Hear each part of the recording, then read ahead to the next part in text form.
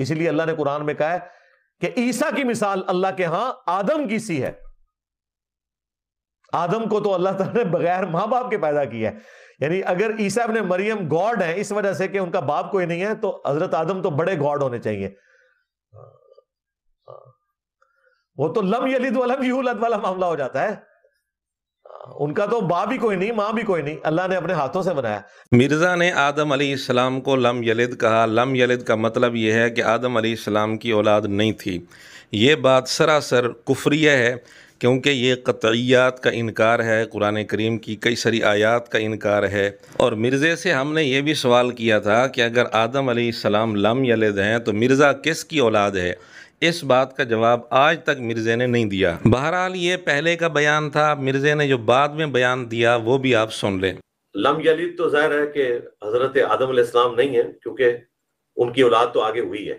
تو اس کا مطلب یہ ہے کہ مرزے نے واضح طور پر یہ تسلیم کر لیا کہ میں نے جو آدم علیہ السلام کو لم یلد کہا تھا یہ بات غلط ہے، اور صرف غلط نہیں بلکہ کفریہ بات تھی.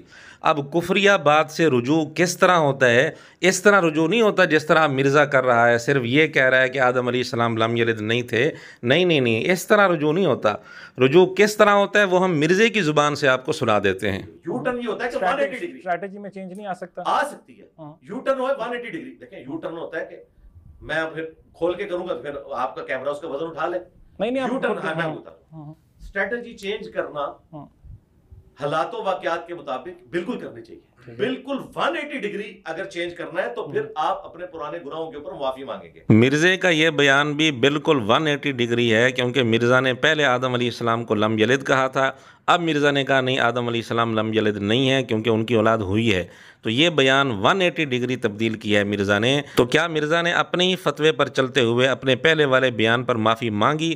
نہیں مانگی. جب نہیں مانگی تو یہ مرزے کا یہ رجوع معتبر نہیں ہے، خود اس کے اپنے اصول کے مطابق. کہتے ہیں جی وہ رجوع ہو گیا. رجوع ایسے نہیں ہوتا میرے بھائی. رجوع یہ ہوتا ہے کہ میں نے کفر کیا تھا، لا الہ الا اللہ محمد رسول اللہ، میں ایمان میں واپس آتا ہوں، اور چونکہ میری بیعت ٹوٹ چکی تھی تو ادھر انتظار کر، میں کوئی پیر تلاش کروں گا، اس سے مرید ہوں گا، پہلے میری چین نبی علیہ السلام تک جڑے. جو ان کے تصوف کا ایک ڈکوسلا چل رہا ہے، میں اس لینگویج میں بات کر رہا ہوں، میں تو اسے فراڈ ہی سمجھتا ہوں. اور پھر میں واپس آؤں گا اور پھر تیری چاچی کے پاس جاؤں گا. چشتی چاچو تیری چاچی گئی، چشتی چاچو تیری چاچی گئی. کیونکہ نکاح بھی ٹوٹ جاتا ہے کلمات کفر سے، کیونکہ نکاح بھی ٹوٹ جاتا ہے کلمات کفر سے. رجوع کا جو طریقہ مرزے نے بتایا ہے، یہ مرزے پر ذمہ داری بنتی ہے کہ مرزا خود بھی اسی طریقے سے رجوع کرے.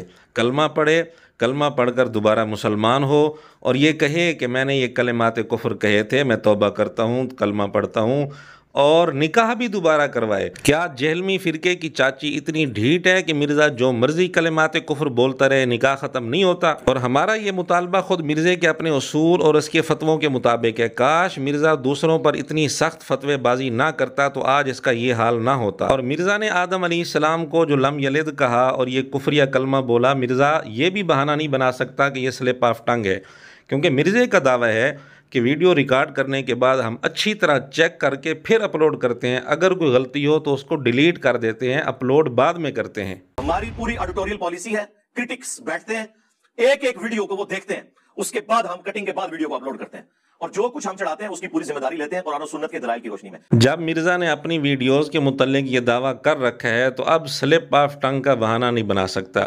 حضرت تھانوی رحمۃ اللہ علیہ کے ایک مرید سے غیر اختیاری طور پر زبان سے کلمہ کفریہ نکلا. اس پر حضرت تھانوی رحمۃ اللہ علیہ نے اس کو تسلی دی، کیونکہ وہ پریشان تھا اور غیر اختیاری طور پر کلمہ کفریہ نکلا تھا. مرزا نے اعتراض یہ کیا کہ حضرت تھانوی رحمۃ اللہ علیہ کو چاہیے تھا کہ اسے کہتے کہ توبہ کر، تجھ پر شیطان چڑھ گیا ہے. یہاں پہ یہی ہوا ہے. اگر اسے اختیار نہیں تھا تو ہم بابی کو نہیں، بابے کو کہہ رہے ہیں کہ چلو بابی کو تو نہیں تھا، بابے کے ماننے والے کو، بابے کو جب خط ملا اس کا تو کام تھا نا کہ بھائی توبہ کر، شیطان چڑھا ہوا ہے تیرے اوپر. وہ کہتا ہے نہیں، اس واقعے میں تسلی تھی. ہم بھی گزارش کرتے ہیں، اگر مرزے نے آدم علیہ السلام کو لم یلد غیر اختیاری طور پر کہا ہے، اس کی زبان اس کی اختیار میں نہیں رہی تھی، جیسے مرزا کہتا ہے کہ ان کے بابوں کو نہ منہ پر کنٹرول ہے نہ پیشاب پر، تو اگر اس کے منہ پر کنٹرول نہیں رہا تھا اور یہ ٹون تھا، یہ ٹون کا لفظ مرزا خود بھی بولتا ہے کہ ان کے بزرگ ٹون تھے جب یہ باتیں کر رہے تھے، تو مرزا جب آدم علیہ السلام کے متعلق لم یلد کہہ رہا تھا، کیا یہ ٹون تھا؟ چیک کرتے وقت بھی ٹون تھا؟ بہرحال اگر بالفرض مان لیں کہ اس نے غیر اختیاری طور پر یہ جملہ بولا ہے تو مرزا اپنے ہی فتوے پر چلتے ہوئے ویڈیو میں آ کر یہ اقرار کرے، تسلیم کرے کہ مجھ پر شیطان چڑھ گیا تھا، میں توبہ کرتا ہوں۔ اگر مرزا اپنے متعلق یہ بات نہیں کر سکتا ویڈیو میں آ کر، تو پھر کس منہ سے حضرت تھانوی رحمۃ اللہ علیہ سے بار بار یہ مطالبہ کرتا ہے؟ بہرحال مرزے نے کلمات کفر کے حوالے سے دوسروں پر جو فتوے بازی کی ہے، مرزے کو اس پر عمل کرنا پڑے گا، ورنہ یہ مرزے کی منافقت ہوگی۔ ابھی ہم نے ایک کلمہ کفریہ بتایا ہے مرزے کا، ورنہ اس کے علاوہ اور بھی کئی سارے کلمات کفر ہیں۔ ثبوت ہم پیش کرتے جائیں گے اور اپنے فتووں کے مطابق مرزا عمل کرتا جائے تو ہم سمجھیں گے کہ مرزا اپنی دعوت میں، اپنے اصول میں مخلص ہے، ورنہ منافق ہے، منافق ہے، منافق ہے۔ اور مرزے کے اس جملے پر، یعنی آدم علیہ السلام کو لم یلد کہنے پر مرزے کے شاگرد اگر دفاع کریں گے تو ان کے متعلق بھی پھر ہم یہی کہیں گے کہ مرزے کے شاگرد اپنے آپ کو آدم علیہ السلام کی اولاد نہیں مانتے، پھر وہ کس کی اولاد ہیں یہ فیصلہ خود وہی کر لیں۔